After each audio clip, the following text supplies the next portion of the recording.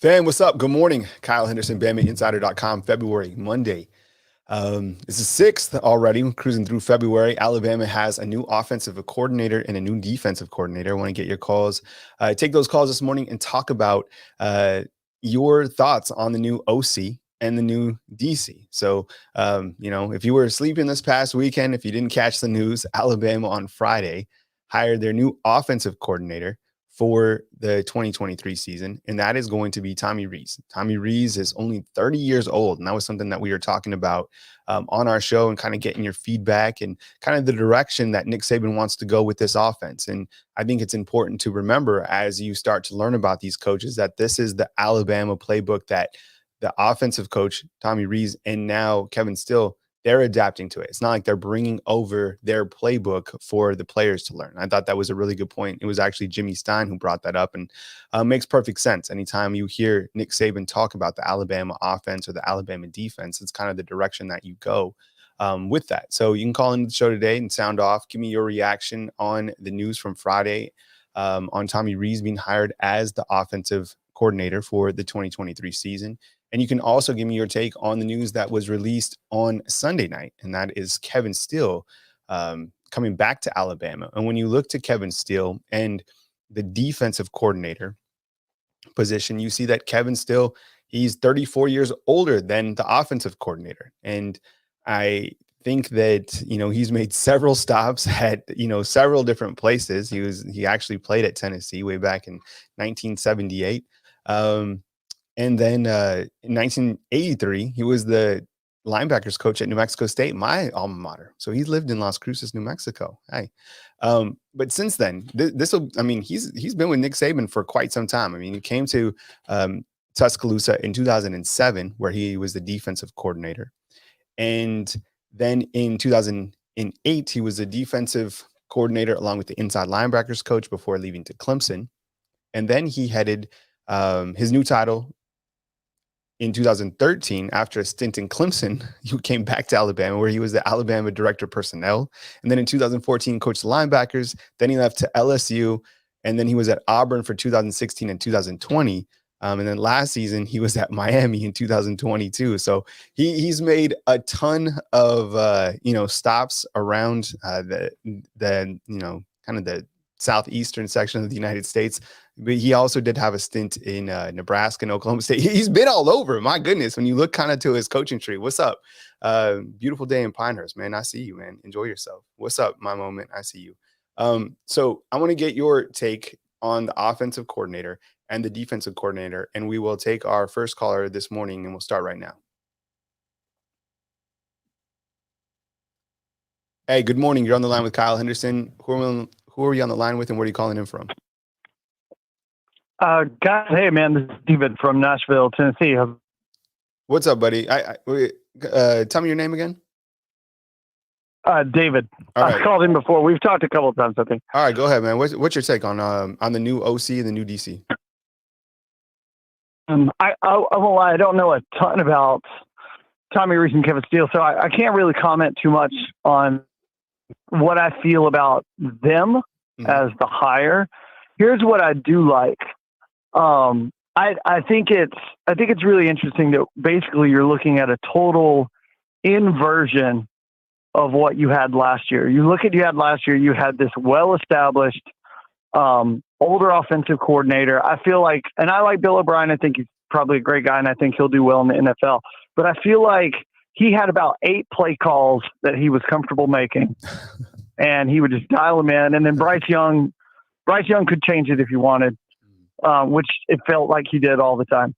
And then on the flip side, you had this young, kind of brainy, I've got a million ideas, defensive coordinator who had like 800 play calls.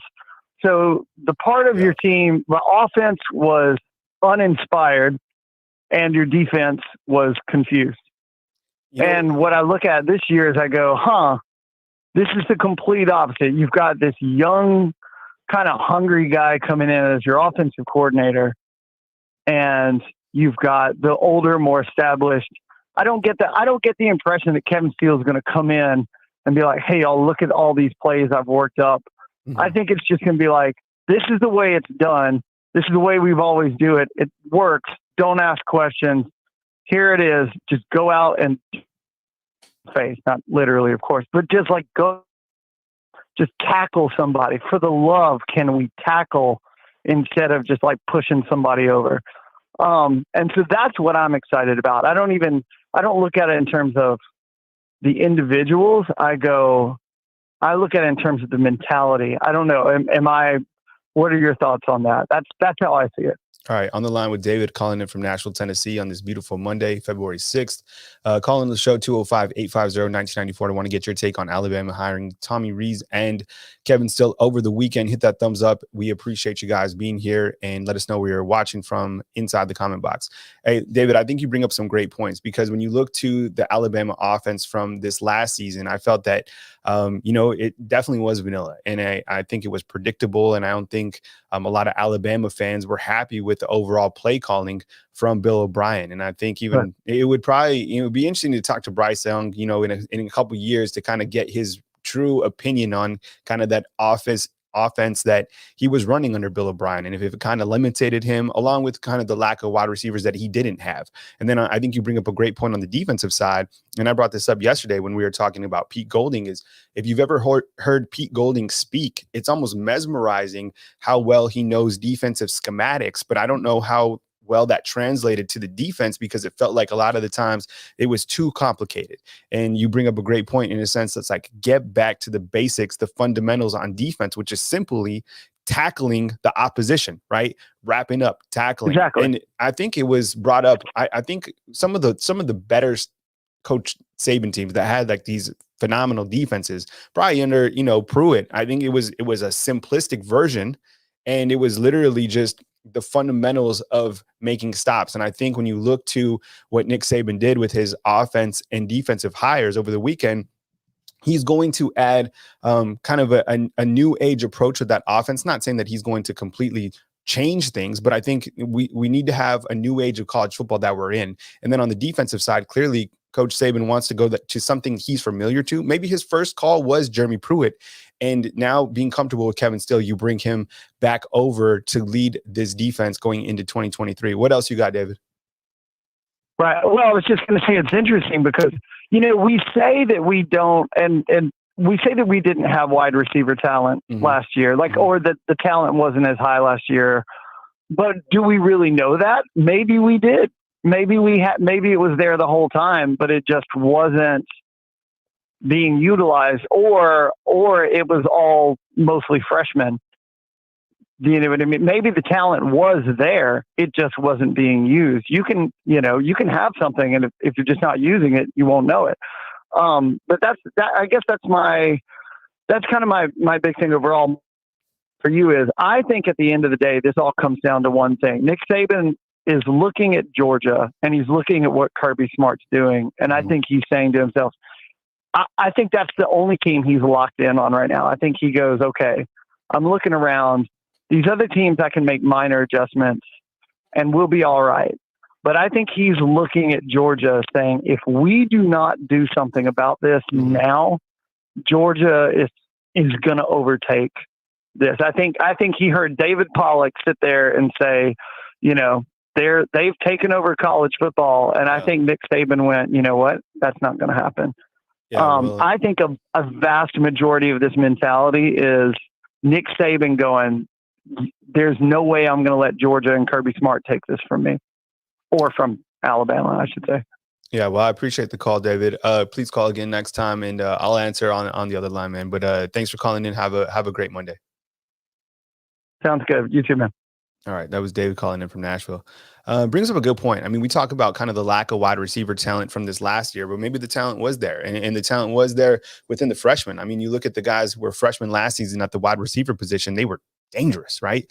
Isaiah Bond. I mean, he was the guy that could get over the top. He was just a freshman. You look at Kendrick Law and the kind of the ability that we saw from him. You saw Kobe Prentice. I mean, all those guys are going to be sophomores this coming year, playing behind, Jermaine Burton, Ja'Cory Brooks, and maybe they don't play behind them. Maybe they find some way to get on the field. And then when you look to the fact that Alabama added Malik Benson, right? I think he's going to be a huge splash for this team.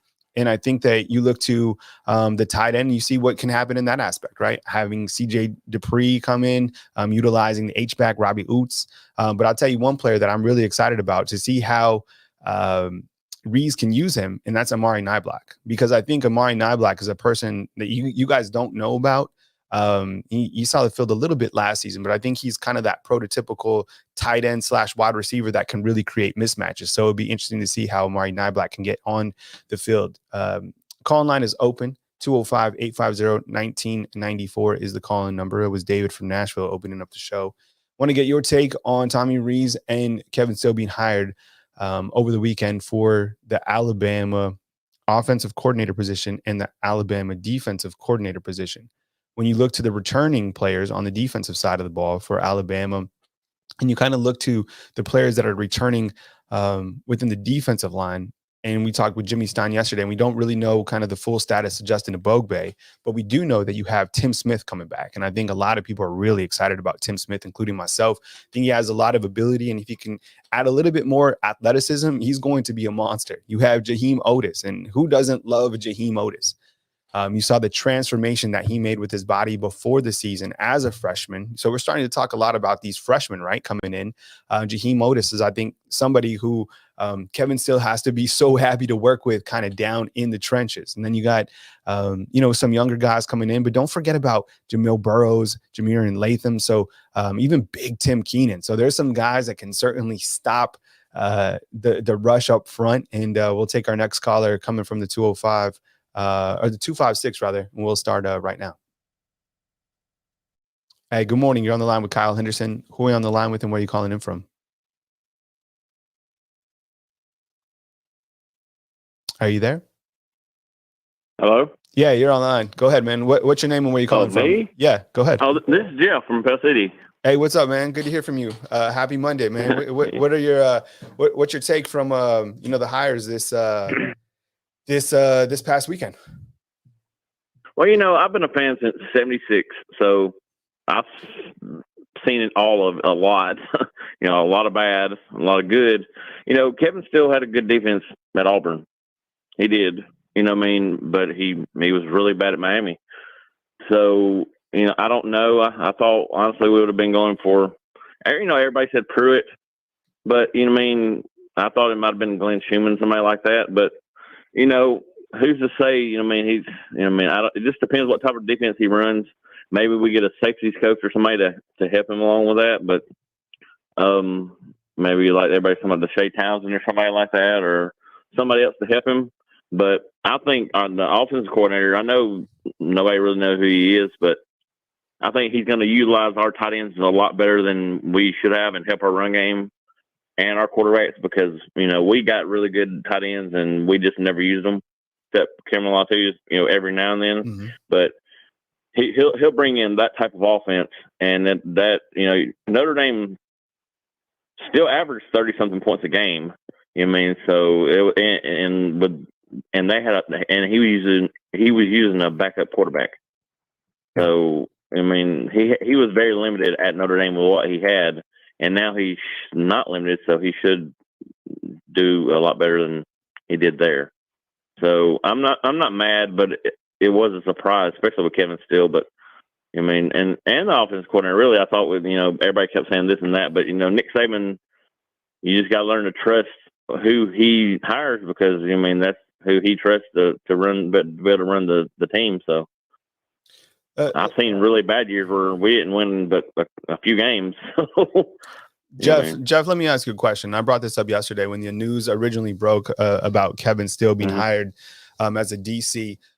When I first started covering Alabama, it was right during the 2016 season. Okay, so I haven't seen as much Alabama football as all of you guys watching, but I was here for 2016 and been here obviously since then. And I got to see Kevin Steele as a defensive coordinator at Auburn from 2016 to 2020. Now, my first trip down to the Iron Bowl, I'd never seen Alabama's offensive line be pushed around like that Auburn defensive line did. So when I think to Kevin Steele, I don't kind of look to the past, what he did under Nick Saban. I kind of look to what he's done from 2016 to 2020 at Auburn. And if he can have that type of personnel, better personnel to work with at the University of Alabama, I think is going to bring that old school, hard hitting mentality. Because look, I still look at Auburn's defense, and they're still very physical, and I think they're imposing. And I think a lot of that is still kind of the leftover from Kevin Steele. Now, look, he was at Miami just for this past season. I don't know if you can really go off just one season, but when he was at Auburn and at his peak, and then when he took over for Gus Malzahn, just that, that those couple games or whatever as the intern, like those defenses were formidable. So what's your take on that? I mean, do you think that has kind of any relevancy in terms of what Kevin Steele can do coming back to Alabama? Well, I think Nick Saban remembers that, and he knows that they really give everybody problems. Honestly, Miami didn't have it down there. So they didn't have what Alabama can run. They didn't have the players. They have players, but not the players Alabama has. And he had Auburn's defense is really good. The team wasn't great, but the defenses was good. So I'm not really worried about it. And I think we'll get some more analysts. We lost a few analysts. I didn't know if y'all reported that one of our analysts went with Bill O'Brien to New England. Mm-hmm. Another analyst went with him, and then I think so. We've lost a few people, but the way, like I said, I've been a fan since '76. So I've been through the thin years where there wasn't nothing much going on. So I'm just going to trust with Saban, and then unless something was, I guess we'll just go from there. All right. Anything else, Jeff? While you're on the show? No. I think we're going to see. Honestly, I think we're going to see a lot more use out of our tight ends this year, because he's a tight ends coach. Like really, he's an offensive coordinator, but the way he uses the tight ends at Notre Dame were amazing. So I think we should be getting a lot of use out of that. And I appreciate you letting me call in. All right, thanks, Jeff. Call in next time. All right, that was Jeff from Pell City coming on. We got a 516 coming up next. Just hang tight. I think it's when you kind of look to Tommy Rees in the offensive coordinator position, it was clear that Nick Saban wanted a guy to come in to work with the quarterbacks, right? Played the quarterback position at Notre Dame. And when you have these younger quarterbacks coming in with not a lot of experience, it's important over the springtime to develop those quarterbacks. Now, I brought this up on a couple other shows, and just as Jeff was saying, you have lost a couple analysts, and I think you did lose AJ Milwee, who went with Steve Sarkisian a couple seasons ago. And then this past season, or just recently, you're losing Alex Mortensen, who went to join Trent Dilfer at UAB. And I think that's a big loss, because he was kind of that quarterback whisperer. So when you look to that position of quarterback, which is clearly the most important part of the offense, it's important that you work with those younger quarterbacks. So clearly Nick Saban went with the route, Tommy Rees being a quarterback, to work with these quarterbacks, being the quarterback's coach, to work with Ty Simpson and Jalen Milroe. We'll take our 5-6-1 starting now. Hey, good morning. You're on the line with Kyle Henderson. Hey. Who am I on the line with, and where are you calling in from? What's up, Mike? I'm Mike from Birmingham. All right. What's up, Mike? Good to have you on this Monday, man. What's on your mind? First off, I want to say, man, I really appreciate you doing this show, man. We missed you the whole entire football season last year, man. You would come in every now and then, but I appreciate the consistency of you getting on the show, man. We missed you for that. Oh, man. Thank you, man. Really good to be back. I don't think a lot of people being on the show is important to me. Talking to you guys is important to me. I mean, we built this channel together. I mean, you guys can look back videos of, 2016 when I didn't have a beard and didn't know what we were doing, and kind of where the channel is now. So yeah, no, I really appreciate it, man. But go ahead. Quick question. What were you doing? We didn't see you. Were you on leave? Or? No. So I joined On3 in August of 2022. And my role at On3 is to help other YouTube channels build up, right? So from Nebraska to Michigan to Florida State. So I kind of took a different role with what I was doing, but clearly I like to be contributing to talking about Alabama football. I still live in Tuscaloosa, Alabama. I like to be on a talent. So I was kind of like helping the recipe, like grow other YouTube channels. But definitely like I do miss being on air. So it's kind of like mixing and matching, kind of finding out what the best balance is. So long story short, that's where I was at. I was always here. But yeah, that's where I'm at. Okay. So we're gonna get more of you on the show now. Yeah, man, I'm gonna be a contributor, man. So, sound off in the comment box. You want more call-in shows, Kyle Henderson shows? Sound off in the comment box. But it's not about me, man. Let's talk about the OC and DC. So, what's on your mind, Mike? Okay. Yeah. So I just wanted to know who's gonna need the guiding hand between the two coordinators? Like, who's gonna struggle the most? Who you feel like? And do you feel like the Tommy Rees hire was more important than getting a new wide receiver coach in? I never really had, I don't really have an issue with, Holman Wiggins, to be honest. I think it's kind of like the player personnel that Alabama had this last season. I think who's going to have a tougher time, the OC or DC kind of starting off into 2023 is certainly going to be, in my opinion, is going to be probably the offensive coordinator, Tommy Rees, because you have two quarterbacks that don't have a lot of experience. And, people, there's a camp for Milroe, there's a camp for Simpson, there's a camp for the younger guys. And I think when you look to some of these quarterbacks, Ty Simpson and Jalen Milroe, it's instrumental that you get those guys up to speed as fast as you can.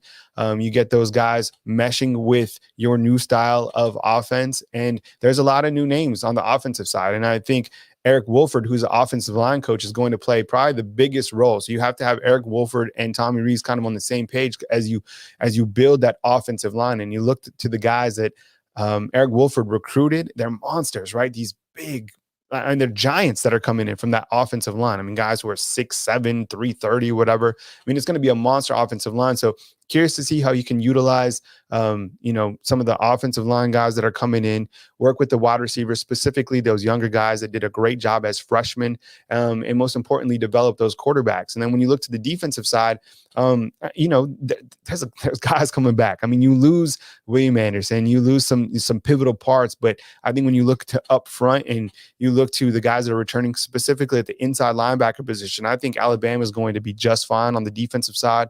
Of course, losing Brian Branch and some of the additional pieces in the secondary going to be hard to replace. Jordan Battle, of course, but I think there's enough talent to, Kevin Steele is not going to have that hard of a problem as opposed to Tommy Rees. That's just my personal opinion. Okay, one more question. Mm-hmm. If everybody's talking about Tommy Rees going to come in to establish the run game and establish some dominance on the offensive line, do you feel like in the spring that we will start to see if Ty Simpson and Jalen Milroe start to struggle or continue to struggle? Do we have more wide receivers transferring out because they're starting to struggle? So someone brought this up. They said that after the spring season, would Sam Hartman transfer from Notre Dame to Alabama, right? I don't know. Like, that's just, that's smoke. Yeah. But I think we're all watching to see the quarterback development. I don't know if Tommy Rees comes in and tries to go ground heavy. I know that he does like to utilize a tight end. So I think another storyline going in is how does CJ Dupree, Amari Nyblack, and Robbie Oots kind of fit into that system. But I think getting the quarterbacks developed along with these wide receivers, I want to see speed on the outside. And I think Malik Benson is going to be that speed on the outside along with Isaiah Bond. I think there's a lot of position battles at the wide receiver position going in. So I don't, it's too early to tell, but I'm confident in the running backs that are on the roster. Jason McClellan, I've always felt that he's probably one of the most underrated running backs in all of college football. This will be a great chance for him to shine, especially if he stays healthy. And then I love Roydell Williams. Who doesn't? I mean, inside the goal line, the guy's a bowling ball. You got some younger guys behind him. I wouldn't sleep on Jamarian Miller. I mean, he had that one specific run against Kansas State where I was like, whoa. And then you have, Justice Haynes coming in. So I think overall there's the pieces to work with. It's just kind of who's going to catch that symmetry, the offense or defense. What else you got, Mike? Anything else? No, that's it, man. That's it, man. I appreciate the show. Thanks for taking my call. Yeah, absolutely, man. Appreciate the support. All right. That was Mike from Birmingham calling in. So call line is open. 205-850-1994 is the call line number. Want to get your take on, Tommy Rees and Kevin Steele being hired.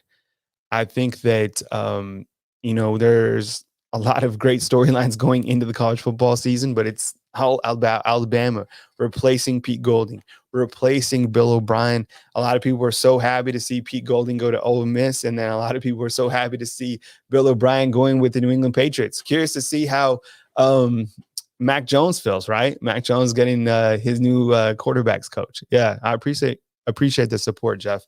Look, I think overall, it's clearly too early to make like these wild assumptions about the offense or the defense, or, to freak out, because you have to start with the personnel that's returning.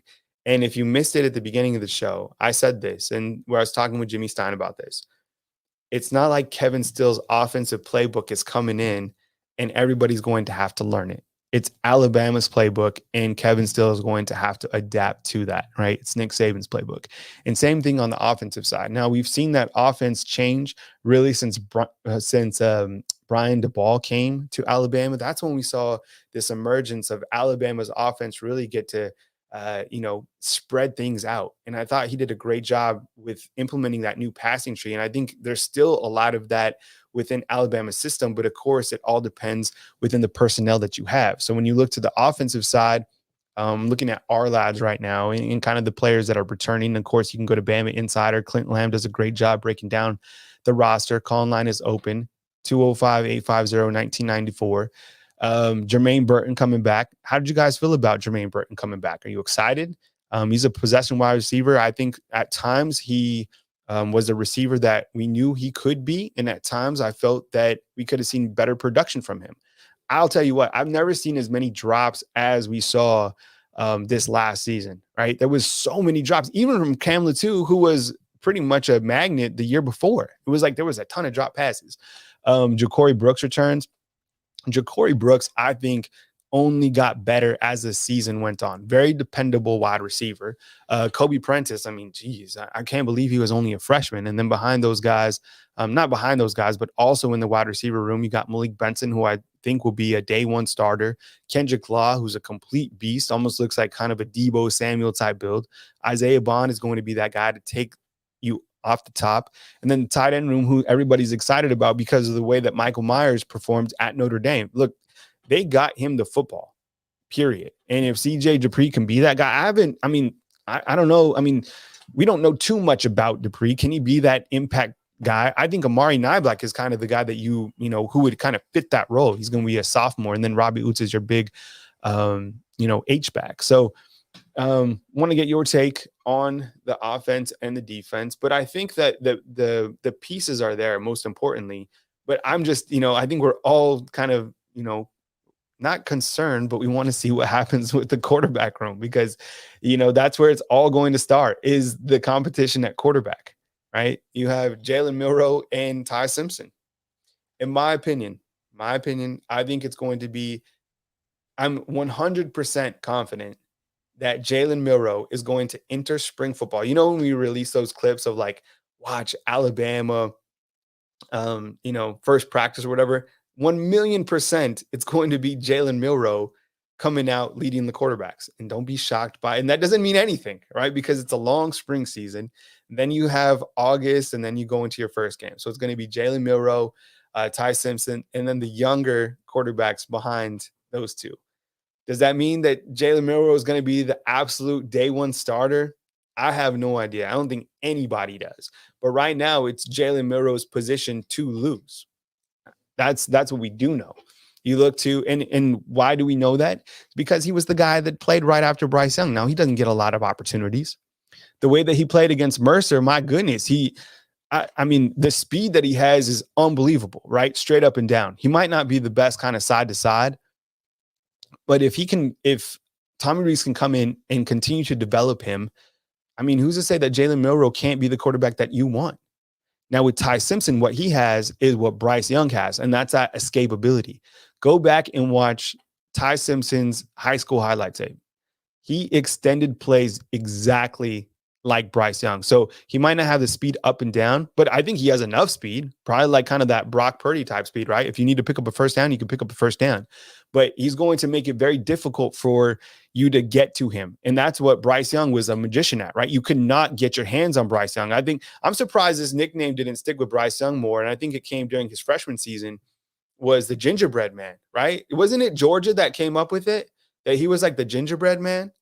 Yeah, I mean, because you could not literally get your hands on Bryce Young. So does Ty Simpson have that exact same athletic ability? No, but he's pretty close. So like he can extend plays and he has a very good arm. So I think when you look to RPOs, I think Ty Simpson could fit in just fine. I think it's going to be a great quarterback battle going into the spring season. I can't wait to see it develop. Honestly, I think we saw some positives from Ty Simpson last year. We just didn't get a lot of opportunities for either of these guys. That's why it's such a hot storyline going into the season. And of course, you got the two freshmen coming in who I think are also very talented. And now is Alabama going to take a transfer quarterback? A lot of people don't want to talk about that. We've kind of like, put that out there as a question mark now with Sam Hartman, just because he's associated, to Notre Dame and Tommy Rees coming over here. I think that's probably a little bit too far fetched. So your quarterback room going into the season. I think Tommy Rees knows what he's working with. And I think most importantly, you have this offensive line that is going to be monstrous, right? You look to the guys last year, two of them specifically that I'm really excited about, J.C. Latham and Tyler Booker. Those guys did a great job last year. And I think J.C. Latham is the next big-time offensive lineman from the University of Alabama that, will be picked in the first round. I think he's that good of a talent. You're going to see younger guys continue to emerge. Seth McLaughlin coming back. I think he did a great job against Georgia in the opportunities that he had probably at that center position. And I think we're still trying to figure out if Darian Dalcourt is returning or not. So that could be an added bonus. And then you have, and these, we're not even mentioning the big men that are coming in, right? A lot of people are excited about Caden Proctor, who flipped from Iowa to Alabama. He's massive. And maybe we start to see a redshirt sophomore by the name of Terrence Ferguson evolve at that guard position. I don't know. So those are kind of the pieces for the offense. I just want to get your take this morning and kind of, get some dialogue going with Kevin Steele and with Tommy Rees being hired. We're going to drop more videos this week kind of related to the impact of the OC and the DC coming to Alabama. You guys definitely hit the thumbs up, like, and subscribe so you guys are notified every single time that we drop a video right here on Bama Insider. We really appreciate your support. My name is Kyle Henderson. Thanks for joining me this morning. Coming to you from beautiful Tuscaloosa, Alabama. It's good to be talking with you guys. Good to be having some dialogue. You guys know where to find me right here on our YouTube channel. You can, of course, go back to Bama Insider and read the great content by Clint Lamb, Jimmy Stein, Joseph Hastings, Andrew Bone. Those guys do a phenomenal job, whether it's team coverage or recruiting coverage. It's got a fantastic message board that you can go check out as well at Bama Insider. One more time from beautiful Tuscaloosa, Alabama. My name is Kyle Henderson. Wishing you a great rest of your week on Monday, February 6th. Hit the thumbs up, like, subscribe, and we'll catch you next time right here at BamaInsider.com.